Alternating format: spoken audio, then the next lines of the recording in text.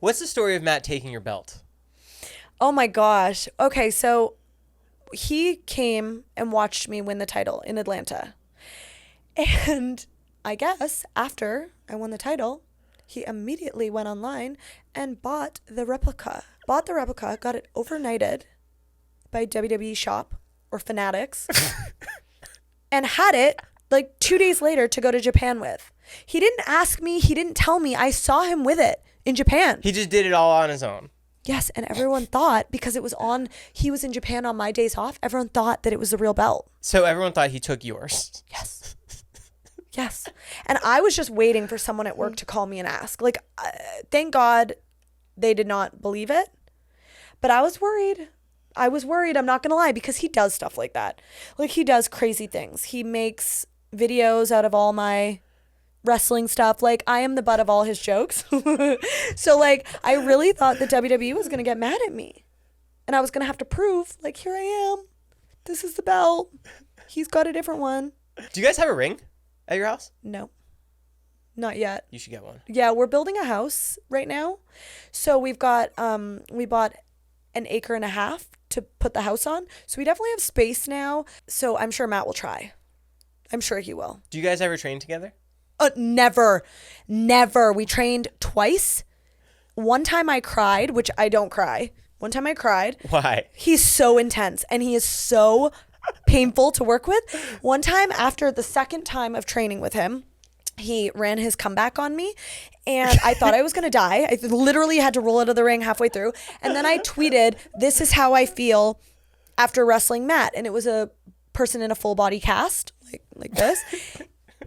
When I tell you the amount of wrestlers that commented like, same. Mm-hmm. It was shocking. So Matt learned that day, like, oh, okay, this is the type of wrestler I am. He didn't know that. I have a Z4, and for years, people tell me that car is so tiny. I'm in the driver's seat, so I'm like, this is roomy. What are you talking about? Yesterday, I got in the passenger seat for the first time. And you felt it? It's so small. Yeah. You're like in a box. It's funny, right? Like, what you just don't know. You just don't know what you don't know. You don't. So, you spoke about kids before? Yeah. You and Matt considering expanding the family? So we had planned to start having kids in September of 2022, and I got hired October 2022. We were going on a trip to Italy, and we're like, you know what? For our friend's wedding, this would be the perfect time. Like, we're in a great place. He's thriving on the indies.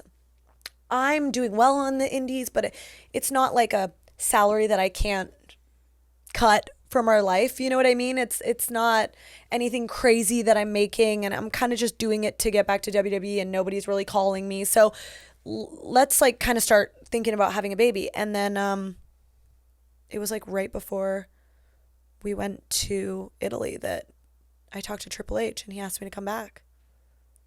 So now we've put a pause on it because I want to ride this out. You know, like, I want to ride out. I would hate to have a baby and be sitting with my newborn on the couch watching Matt do something that I knew I could have done. Like, I want to make sure that I do the things that the opportunities that I'm given, I do them, I take them, I do them as best I can, and then I'll have no regrets. But that could be in 6 months, that could be in 2 years, who knows?